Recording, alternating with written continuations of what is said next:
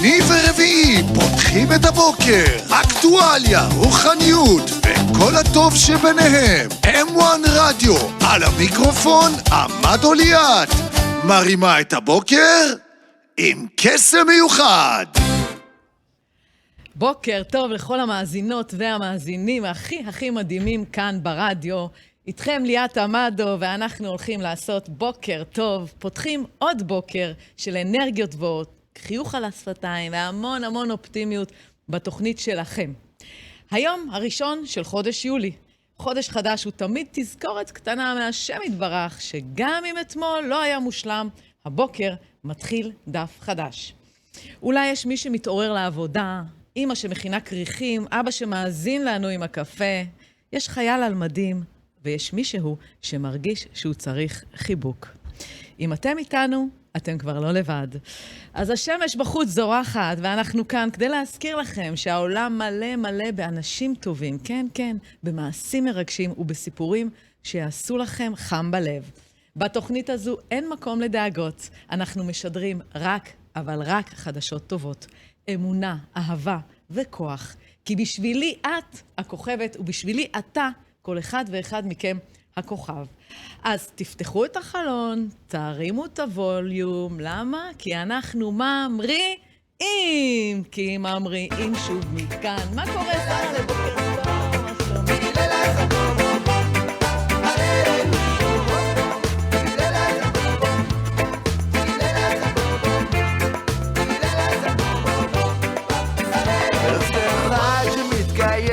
השני שמתבלבל ובאותו רחוב גרים ואת אותה סמטה חולקים כל הזמן. זה קיים ובשני זה נעלם, ולא עוד זה לא עוצר, ולאותו מקום תמיד זה חוזר. אז הנה שוב מגיע, הנה שוב נדם, והשני מופיע, תוך שנייה זה נעלם. אז תן מבט אל פנימה, תן לראות שזה קיים. עטפו את החגורות כי ממריאים שוב מכאן.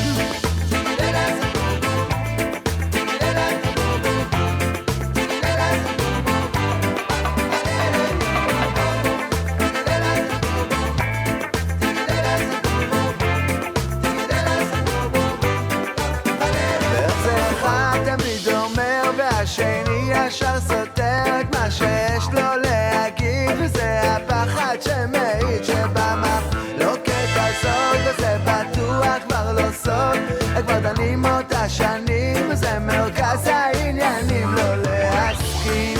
אז הנה שוב מגיע, הנה שוב נדם, והשני מופיע, תוך שנייה זה נעלם. אז תן מבט אל פנימה, תן לראות שזה קיים. עטפו את החגורות כי ממריאים שוב מכאן.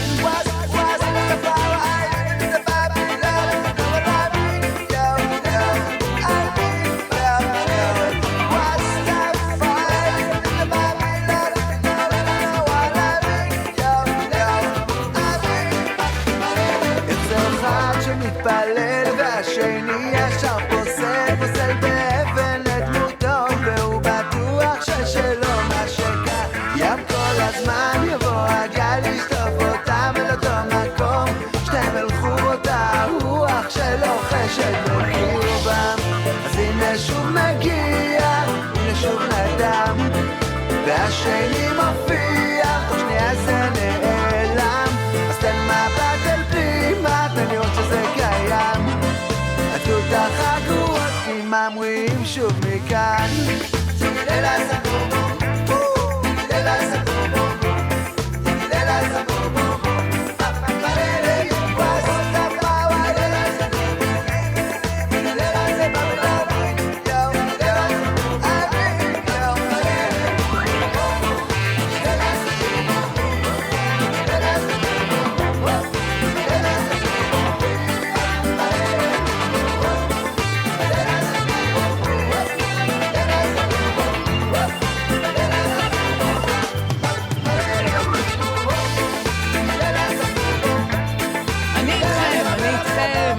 בחדשות טובות, חדשות הבוקר הזה. אז as you know, כמו שאתם יודעים, היום נפתחת באופן רשמי המכבייה ה-22 בירושלים. כ10,000 ספורטאים יהודים מ50 מדינות מגיעים לישראל, במה שנחשב לאירוע הספורט היהודי הגדול בעולם. השנה המכבייה נושאת את המסר more than ever, יותר מתמיד, סמל לאחדות, לתקווה אחרי תקופה כל כך מאתגרת. כן, זה השם, more than ever, יותר מתמיד.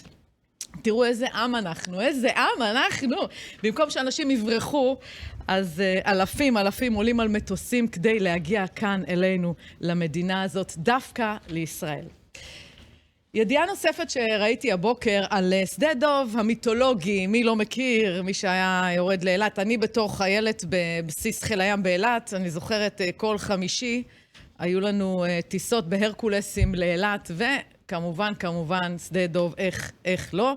אז במקום שדה דוב יהפוך המקום לבית חולים שיקומי הגדול ביותר בישראל. הוא ימוקם בהשקעה של 1.2 מיליארד שקלים, וזהו פרויקט ענק שעתיד להעניק טיפול ושיקום לעשרות אלפי מטופלים בשנים הבאות. בהצלחה שיהיה לנו. ואם כבר בבית חולים עסקינן, אז יש נתונים על פי עמותת שני שניר, שפורסמו השבוע, נרשם זינוק של 34% בהתנדבות בני נוער וצעירים בבתי החולים בחלוקת המזון ברבעון האחרון. אז למעלה מ-12,000 בני נוער בישראל לקחו חלק בפעילות הזאת הקבועה כל חודש ביוני, רק ביוני 12,000 אנשים. מה זה אנשים? תלמידים, נוער, תראו איזה עם יש לנו, איזה חינוך יש לנו.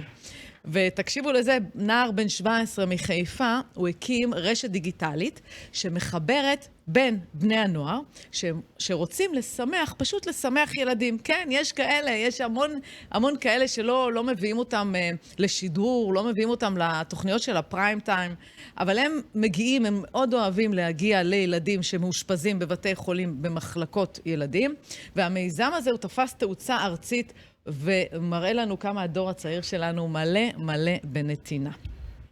עוד פריצת דרך יש לנו בתחום איכות הסביבה והאנרגיה, חברת הסטארט-אפ הישראלית לומיו קלינטק, על פי דיווח מגזין דה מרקר, כן? גייסה בהצלחה $15 מיליון לפיתוח מתקן חדשני, שממיר פסולת פלסטיק עירונית לאנרגיה נקייה ללא פליטת מזהמים. וואו, זה הישג. כן. הניסוי הראשון הסתיים בהצלחה השבוע, והוא הוכיח כי המערכת מסוגלת לנקות טונות של פלסטיק ולהפוך אותם לחשמל עבור שכונות שלמות. היום אנחנו כל כך אוהבים את החד פעמי, למרות שאנחנו משתדלים. החתן שלי לא מאפשר לנו אף פעם להשתמש בחד פעמי. הוא אומר, אני מעדיף לשטוף כלים, להכניס למדיח, לקנות מי שאין לו מדיח, רק לא להשתמש בחד פעמי פלסטיקים, כי זה מזהם, אלא אם כן זה חומר מתכלה. טוב, מתאם פעולות השטחים, השטחים. וואלה. 50,000 עזתים, הוא מדווח, עזבו את עזה. מאז תחילת המלחמה, הוא אומר, רבים מאוד רוצים לצאת, ואני אומרת, מה טוב הוא עליך יעקב משכנותיך ישראל. הם מוזמנים באהבה, יש כל כך הרבה מדינות מוסלמיות, עשירות, מפותחות, ותיקות, שישמחו לקבל אותם, את התרבות שלהם, יהיה להם באמת יותר טוב שם, את התרבות, את הסביבה, את השפה, את הכל, למה לא? שילכו באהבה, אנחנו לא שונאים אף אחד, שילכו בכיף, מדינת ישראל, מדינה כזאת קטנה, פצפונת לעם היהודי בכל העולם, רק מדינה אחת קטנה לעם היהודי. אז באמת שיהיו פה, אני בעד באופן אישי שתיישבו פה באמת יהודים, ואין לי שום בעיה עם ערבים, נהפוכו, אבל מי שרוצה מוזמן באהבה לצאת. ככה, ואפרופו התיישבות, אז יש 4 יישובים חדשים ביהודה ושומרון. הם קיבלו סמל רשמי ממשרד הפנים. האחד זה אסיף, נופי נחמיה, בשומרון, שהוקם לפני 24 שנים כשכונת נחלים ולאט לאט. והשני זה מלאכי השלום במטה בנימין, 11 שנים, ואביה בשדמה בגוש עציון, והאחרון זה ייטב בבקעת הירדן, והמהלך הזה יאפשר ליישובים חיבור לתשתיות מים, כן?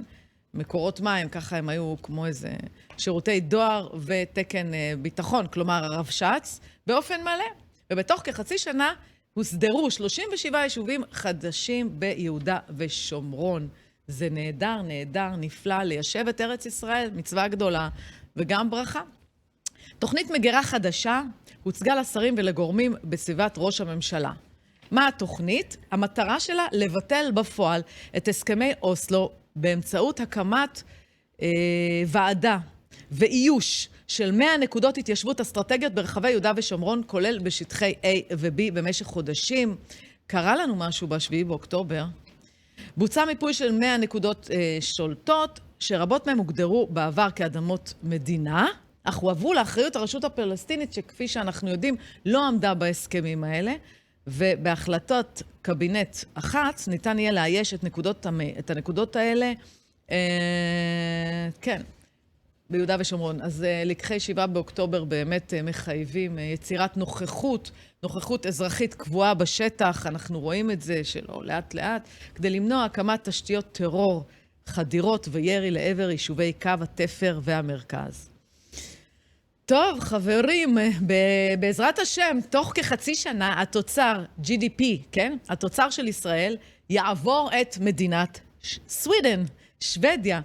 לא מזמן התוצר של שוודיה היה כפול מזה של ישראל, ולמרות מתנות הנפט שהקדוש ברוך הוא נתן לה, למדינה הזאת, יש לה מלא נפט, אנחנו הולכים לעבור אותם לפי התחזית. ועוד ידיעה,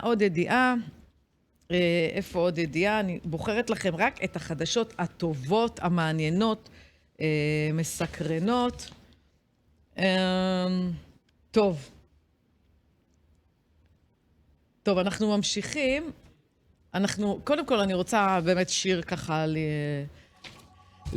לעבור לפינה הבאה, ונראה לי שזה החדשות להיום. אז אבי, תן לנו איזה שיר טוב כזה.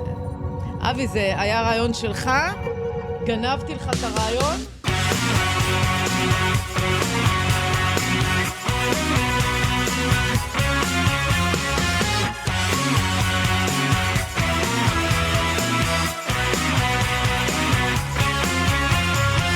ובמסע שלא נגמר, רק אתה נשאר. את כל הדרך לאורכה, ולא נשבר, ולא נשבר. וכשכולם לסוף יגיעו, רק אתה עוד כאן. סופר את כל הצעדים, ונעלם, ונעלם. ואם אני בוכה, ואם אני נגמרת, כמו רוח שערה, חוזרת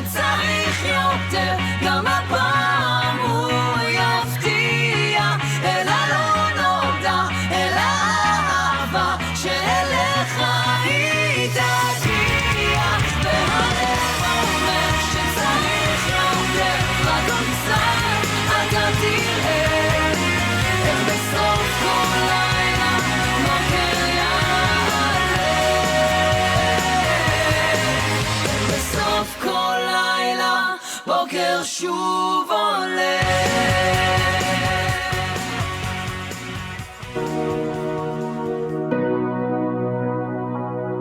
Let the colors fill the space, find your rhythm, set the pace, broadcasting positive sound. M1 Radio. M1 Radio.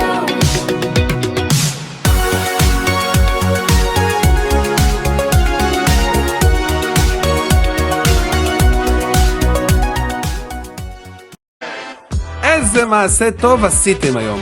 איזה מעשה טוב עשיתם היום. פרויקט מיוחד למען אהבת חינם. קחו על עצמכם לעשות מעשים טובים למען ערבות הדדית ולאחדות החברה. אז איזה מעשה טוב עשיתם היום. מורל האימהות והמשפחות, מכוונים לטוב.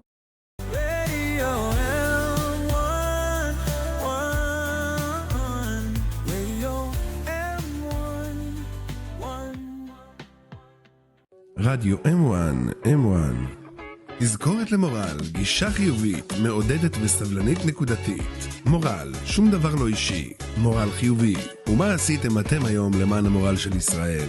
רדיו M1, M1. משדרים חיובי. איזה מעשה טוב עשיתם היום.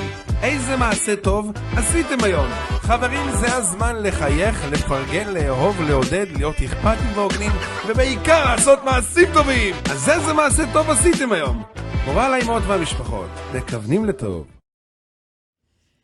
חזרתם אלינו, אתם על תוכנית הבוקר, עושים בוקר טוב. כאן ליאת עמדו איתכם, ואנחנו תחנה, התוכנית הזאת משדרת רק חדשות טובות, דברים טובים, מעשים טובים.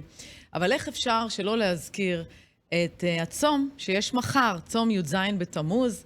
אם יש כאלה שצמים, יש כאלה שזאת הפעם הראשונה, יש כאלה שלא צמים ואולי גם לא יודעים מה הסיבה, אז שווה לדעת למה היום הזה כל כך משמעותי בעם ישראל, עד כדי כך שקבעו לו צום. אז מהו צום י"ז בתמוז? י"ז בתמוז מציין את תחילתה של תקופה שנקראת בין המצרים, על זה בוודאי שמעתם. הם 3 השבועות שמסתיימים, איך לא, בט' באב, בתשעה באב.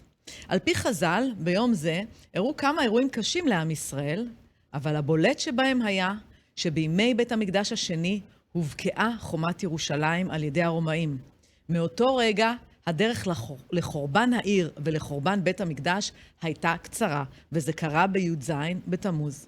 אבל חז"ל מלמדים אותנו שהחורבן לא התחיל כשנפלה החומה, הוא התחיל הרבה קודם, כשהלבבות התחילו להתרחק זה מזה.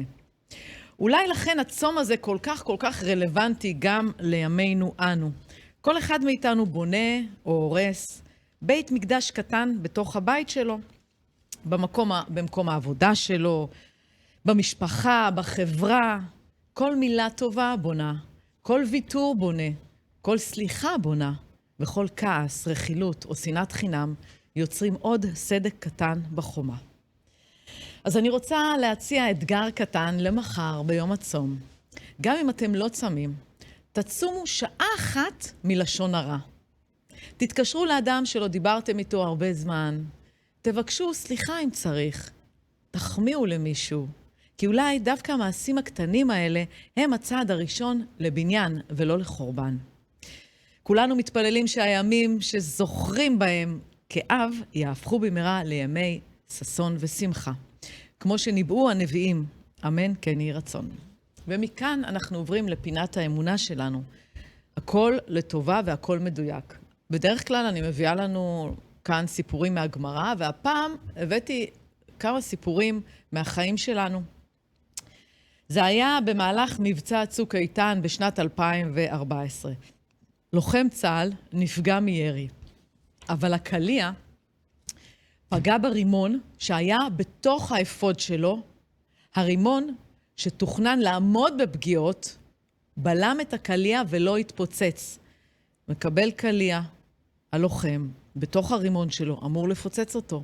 לא קרה, לא לרימון כלום, וללוחם. הלוחם יצא בחיים. ובצה"ל הגדירו זאת אירוע נדיר ביותר. לפעמים אדם בטוח שמה שמציל אותו יהיה משהו גדול, ובסוף דווקא פרט קטן שלא חשב עליו בכלל, הוא זה שעושה את כל ההבדל. לומדים מפה הרבה. ויש עוד סיפור דומה על ספר תהילים בפיגוע. היה פיגוע כפול, מי שזוכר, בכניסה לירושלים בשנת 2022. אדם בן 62 נפצע באורח קשה. כשהוא הגיע לבית החולים, הרופאים גילו דבר מדהים. רסיס גדול מהמטען חדר אל הכיס שבו נשא ספר תהילים קטן. הרסיס קרע את הכריכה, חדר עמוק לתוך הדפים, אבל נעצר לפני שחדר אל גופו. כשהרופאים פתחו את הספר, הם גילו שהרסיס נעצר דווקא בפסוק, שימו לב, נפשנו כציפור נמלטה מפח יוקשים. זה מתוך התהילים שכתב דוד המלך. דווקא בפסוק הזה לרמז, יש לנו המון רמזים שאנחנו מקבלים, לא תמיד אנחנו יכולים לראות אותם. בית החולים פרסם את התמונות והן ריגשו אלפי אנשים בארץ ובעולם. האם זה נס? האם זו השגחה פרטית? כל אחד יענה לעצמו, אבל דבר אחד בטוח. לפעמים, גם בתוך החושך הגדול ביותר, הקדוש ברוך הוא שולח לאדם רמז קטן ואומר לו, אני איתך. אני איתך, אח שלי, אתה לא לבד. ואולי זה המסר שניקח איתנו היום, ליום הזה ממש. גם כשאנחנו לא מבינים את הדרך, אנחנו אף פעם לא צועדים בה לבד. כמה פעמים אנחנו מתעצבנים כשמשהו לא מסתדר. פקק, ביטול פגישה, רכבת שפספסנו, מפתח שנעלם, ואולי, רק אולי, אנחנו רואים עיכוב, והקדוש ברוך הוא רואה בזה הצלה. לא כל מה שמתעכב הוא תקלה. לפעמים זו השגחה פרטית שאומרת לנו, עוד רגע, אני שומר עליך. כי לא תמיד נבין למה דברים משתבשים לנו. אבל האמונה מלמדת שלא כל עיכוב הוא עונש. לפעמים הוא חסד שאנחנו מבינים רק בדיעבד.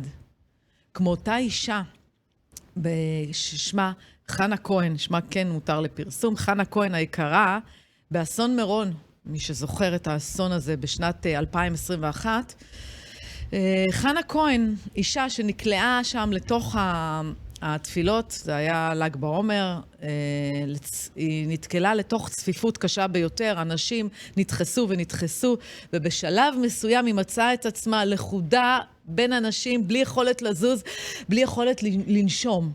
ולדבריה, ככה מספרת לנו חנה כהן, ברגע מסוים, כשהיא הרגישה שזהו זה, קריאת שמה כבר, וזהו, היא עומדת לאבד את נשמתה, אדם זר משך אותה, אדם זר, היא מספרת out of nowhere, משום מקום, הגיע ומשך אותה הצידה, ממש שניות לפני שהמעבר נחסם לחלוטין, וחס ושלום הייתה אמורה להימחץ. היא הייתה אחת מאלו שניצלו מהאזור שבו נהרגו עשרות. בראיון לאחר מכן היא אמרה, אני לא יודעת מי משך אותי או מה משך אותי, לא ראיתי פנים, רק יד, אבל אני יודעת שזו הייתה הצלה ברגע האחרון ממש, רגע לפני הסוף שלי. ואנחנו רגילים לחשוב שהחיים מתנהלים לפי ההיגיון, לפי מה שאנחנו מבינים בשכל, אבל לפעמים באמת יש רגע קטן, יד שנשלחה בזמן, שכפ"ץ שעוצר כדור, עיכוב קטן, צעד אחד הצידה, ואנחנו מבינים בדיעבד שלא היינו לבד שם אפילו לשנייה אחת. הסיפורים המחזקים האלה מעודדים על הבוקר, אומרים שיש אופטימיות ויש תקווה, ולא תמיד אנחנו מבינים למה, אבל אנחנו צריכים לדעת שאנחנו אף פעם, אבל אף פעם לא לבד.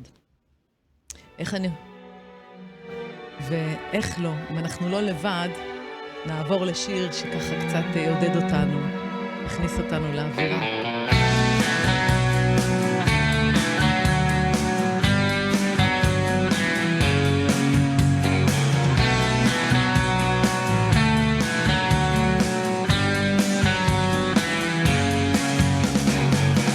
עוד הריח שלך עליי מאתמול, ועוד הטעם שלך בפה,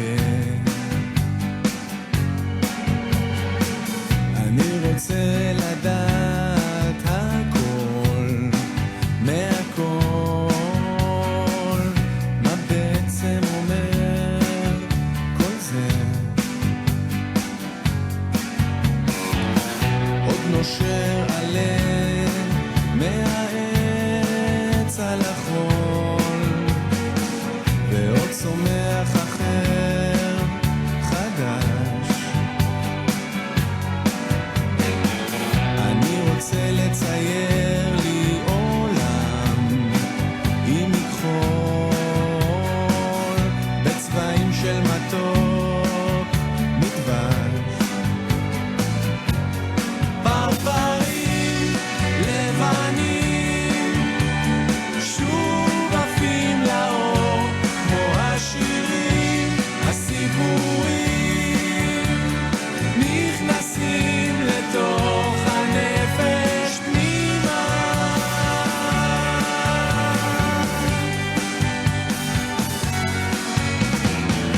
שוב אותה תחושה שכדאי להמשיך ושאפשר להרים מבט גם כששוקעת השמש, גם כשמחשיך, זה שנינו יחד אני ואת. פרפרים לבנים שוב עפים לאור, כמו השירים הסיפורים נכנסים לתוך הנפש פנימה, נכנסים לתוך הנפש פנימה.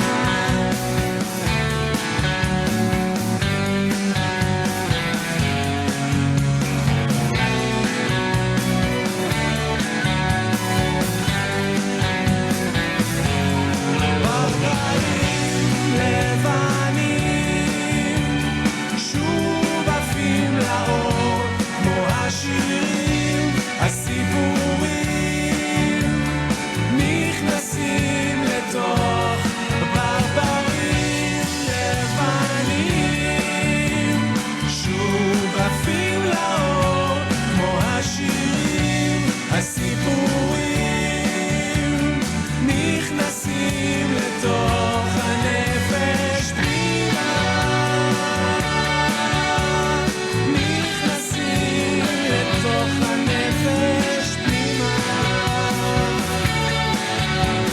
נכנסים. עוד הערך שלך עליי מאתמול. אוקיי, הגענו לפינת ההיסטוריה שלנו, ואני רוצה להביא לכם איזו ידיעה שקראתי על 1 ביולי, היום 1 ביולי, ב-1867, יום הקמתה של קנדה. מי ששאל, קנדה, בדיוק ב1 ביולי הוקמה מדינת קנדה, ובדיוק ב1 ביולי ב-1979, חברים, זה משהו שיעניין את כולכם, מי שזוכר, חברת סוני השיקה את הווקמן הראשון. אתם זוכרים מה זה ווקמן? מישהו יודע, אני לא יודעת, אולי המבוגרים בינינו זוכרים מה זה קסטות? מי היה מכין לעצמו קסטות עם שירים מהרדיו, אבי? כן, עוד משהו ב-2002, 1 ביולי, בית הדין הפלילי הבינלאומי בהאג החל לפעול. האג בהולנד, ותראו איך האירועים שנראים ככה רחוקים, הם ממשיכים להשפיע על ישראל גם היום, כן, בית הדין בהאג עלה לכותרות בזמן המלחמה, ואם יש לנו עוד כמה פרשות, עוד כמה דברים מעניינים בהיסטוריה שלנו, אז זהו, אז זה להיום, ככה קצר וקולע. טוב, אנחנו עוברים לפינת האמונה שלנו. שלום רב לאורחים באולפן. לאורחים באלף ובעין. אז פינת האמונה שלנו, ככה. יש שני מקרים שהבאתי, אולי נספר קצת יותר אם יהיה לנו זמן, מהסלון הפרטי שלי, כמי שעוסקת בין השאר בייעוץ זוגי, בקואוצ'ינג, בלתת כלים לזוגות שככה, אתם יודעים, אני תמיד אומרת, יש כאלה שאומרים, מה, אני לא צריך טיפול, אני לא צריך ללכת לייעוץ, אני לא צריך, אני יודע, היא צריכה לטפל בעצמה, הוא צריך לטפל בעצמו, הרבה מקרים כאלה אני נתקלת, ומה שאני אומרת בגדול, כשאדם, היום זה קצת יותר מקובל, פעם זה היה נורא, אם בן אדם חס וחלילה כואב לו הגרון, יש לו חום, הוא הולך לרופא. רופא שיטפל, רופא שיגיד מה הבעיה, שייתן את הטיפול הנכון, שייתן המלצות. כי הרופא למד את זה והוא יודע.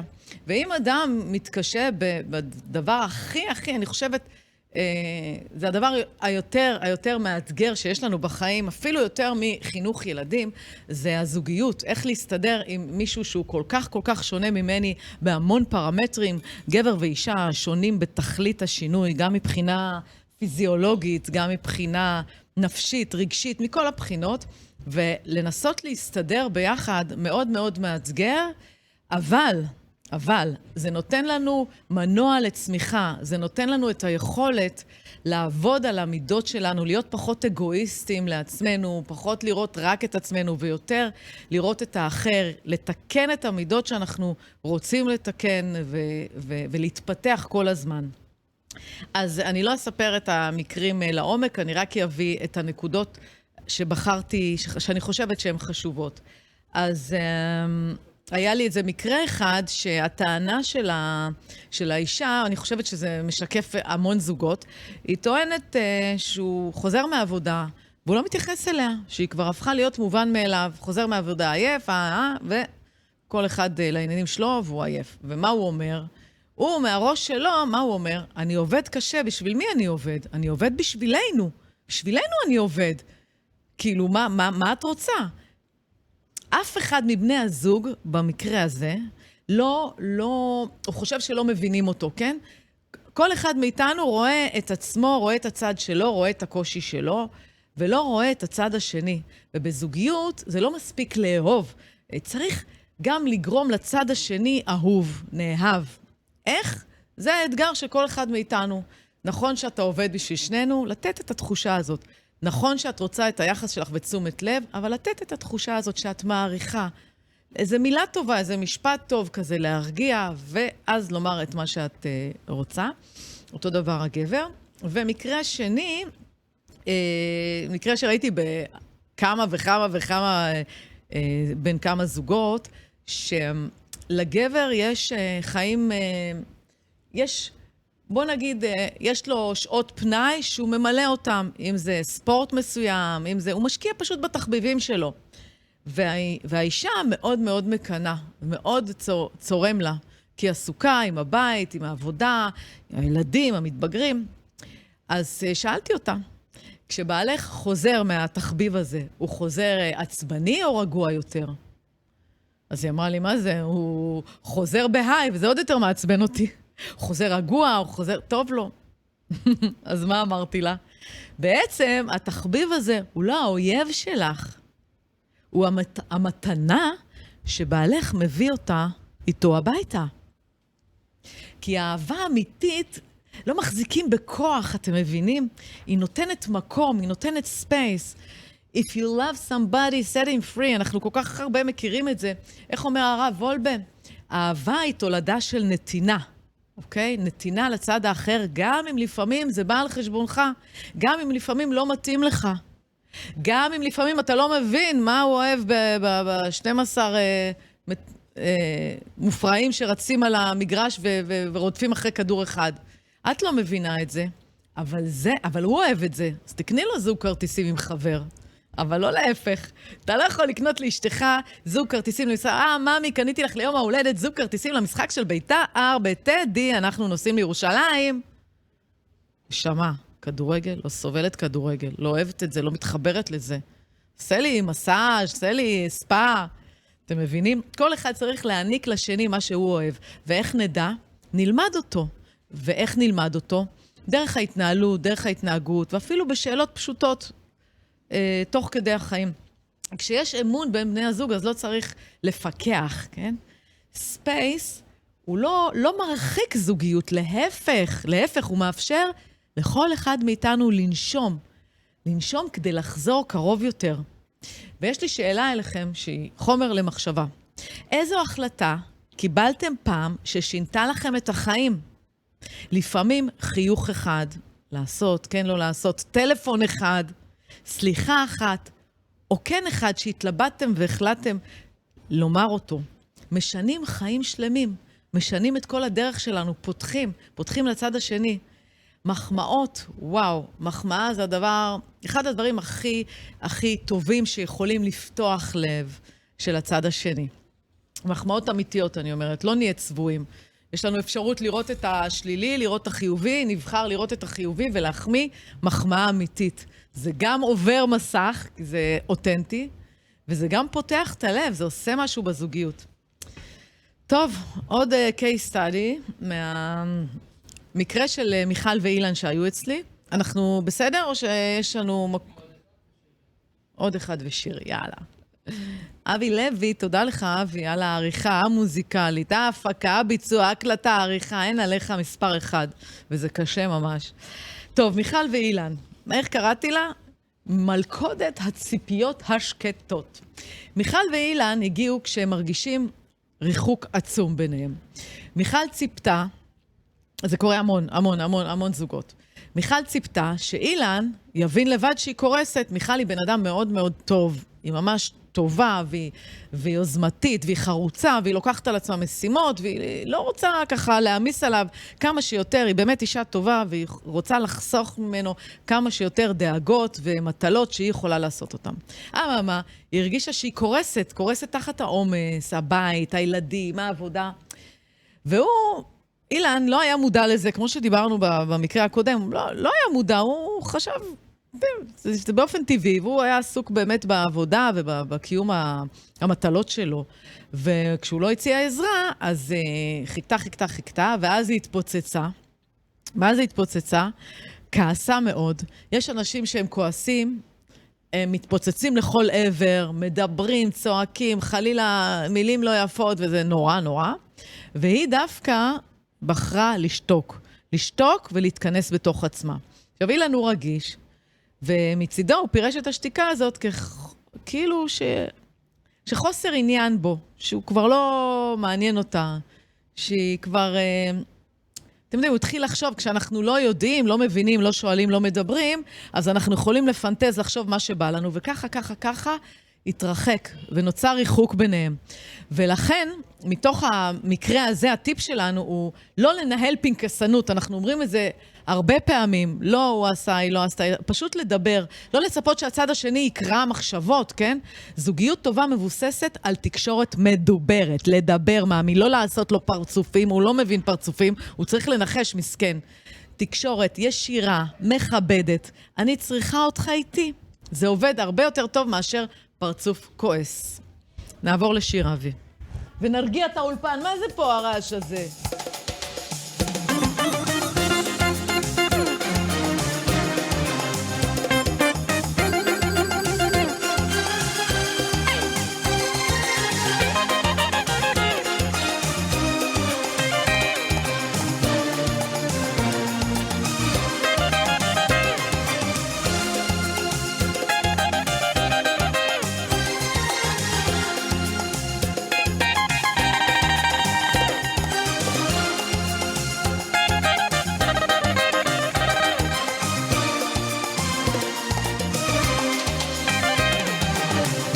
מה יפות הן שתי עיניה, אש עליה אהבה,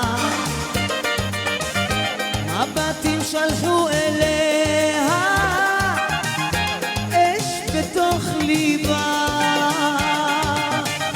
לי נגנו ביקשה היא, לי נגנו בקול, לא נפסי אמרה עד יעלה האור, רקדי ידך ניפי, את בתוך הקצב, את בתוך הקסם, רקדי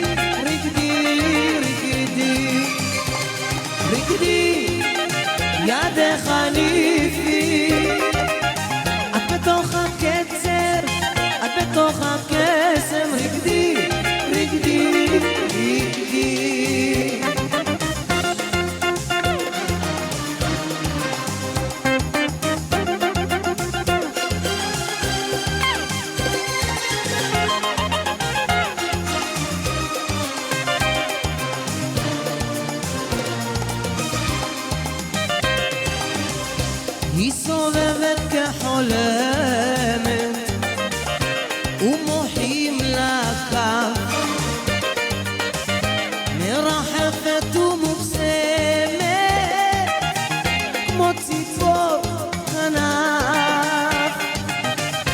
לפתע היא גועשת כמו גל ים אכזר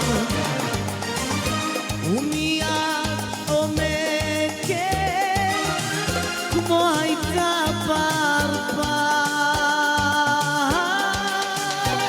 רקדי ידך ניפי את בתוך הקצב את בתוך הקסם רקדי רקדי רקדי רקדי ידך ניפי את בתוך הקצב את בתוך הקסם רקדי רקדי רקדי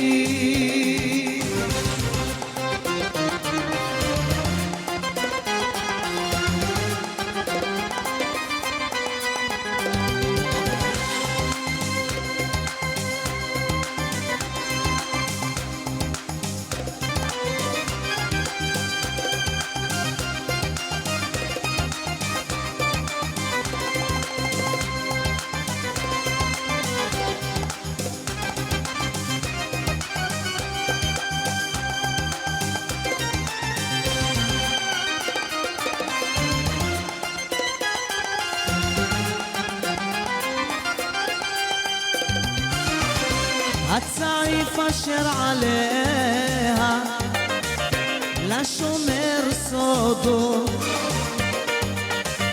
ניבטות רק שתי עיניה לא הטוב יוקדות את ידה שולחת אל המעגל היא בוחרת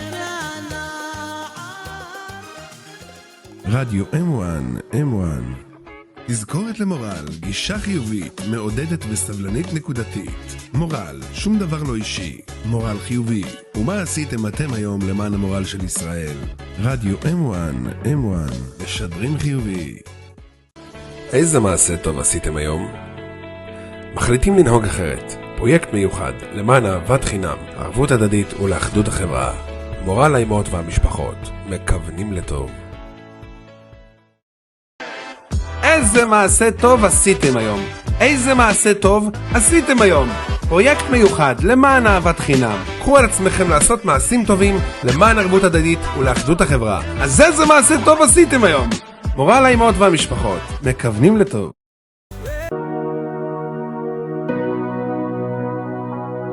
Let the colors fill the space, find your rhythm, set the pace, broadcasting positive sound. M1 Radio. M1 Radio.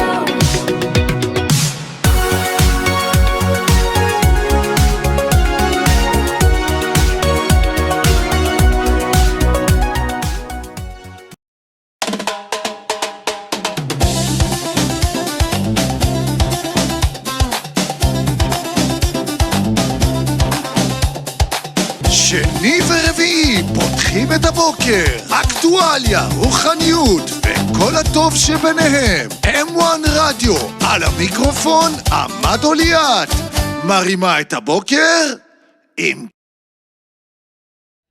כן, חזרתם אלינו בעוד איזה מקרה בפינת הזוגיות שלנו.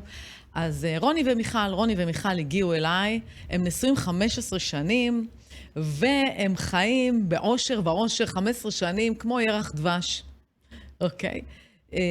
במהלך השיחות בינינו, הם באו בעניין אחר, אבל באמת הם חיים ממש טובים, שאלתי אותם, כאילו, תגידו, מה הסוד שלכם? ספרו לי מה הסוד שלכם. אז הם אמרו לי משהו כזה. תראי, זה לא שלא היה לנו בהתחלה המון אתגרים, אבל אנחנו החלטנו באיזשהו שלב שלא משנה מה קורה, כל יום, בסוף היום, 10 דקות אנחנו יושבים ביחד, בלי טלפונים, בלי מסכים, בלי כלום, רק היא ואני, רק אני והוא, ושואלים איך אתה מרגיש, איך את מרגישה, איך עבר עליך היום. וזה משהו שמאוד מאוד קשה לנו לעשות, כי תמיד אנחנו רצים תוך כדי, תמיד יש מטלות, תמיד יש עניינים, תמיד בין לבין. זה מזכיר לי, דרך אגב, פעם ראשונה ששמרתי את השבת, אז לא הבנתי מאיפה זה נפל עליי. ופתאום נפל לי האסימון, למה זה מטעין אותנו באנרגיה. כי לא מספיק שבן אדם הולך לישון. אתם יודעים, בשינה לפעמים יש לו מחשבות, תרדות, הוא כל הזמן חושב. הגוף, זה לא מספיק לשים את הגוף במנוחה. צריך גם את המוח לנתק, להתנתק, לא להשוות לאחרים, לא זה. וכשאתה מנותק מכל הגאדג'טים האלה, מכל העולם החיצון, לא יקרה כלום, תאמינו לי, לא יקרה כלום. 10 דקות, הדבר הכי מוזר או נורא שיכול לקרות זה, מקסימום, תהיו ברגע הזה עם מי שיושב מולכם, ותחוו את החוויה, את החיבור הזה, זה יחזק את הקשר ביניכם. אז השקעה קטנה ועקבית יומיומית, זה מה ששומר את הגחלת לאורך השנים, גם אצלם וגם אני מאמינה, אצל כולנו. ויש עוד מקרה אחד של גלית ויובל. יובל רצה לצאת לסוף שבוע של טיול ג'יפים עם החבר'ה. וגלית הרגישה בהתחלה קיבוץ כזה של קנאה וקצת חשש. למה הוא צריך חופש בלעדיי? תראו מה זה. ובקליניקה עבדנו על ההבנה הזאת שחופש הוא לא בא על חשבון הביחד שלנו. הוא לא מחליף את האהבה שלו אלא את הזוגיות שלנו, אלא הוא פשוט, החופש הזה זה דלק עבור הזוגיות הזאת. גלית שחררה במהלך התהליך, והיא פרגנה לו מכל הלב, ואפילו היא עזרה לו לארוז. יובל חזר הביתה מהטיול עם עיניים נוצצות, עם פול אנרגיה, עם הערכה גדולה לאשתו, עם געגוע, עם אהבה, מלא געגועים. והוא העריך אותה, הכי חשוב, הוא חזר עם המון הערכה אליה. כי כשבן הזוג מרגיש שהוא חי בתוך בחירה חופשית, ויש לו מרחב אישי בתוך המערכת המחייבת, הוא מאושר.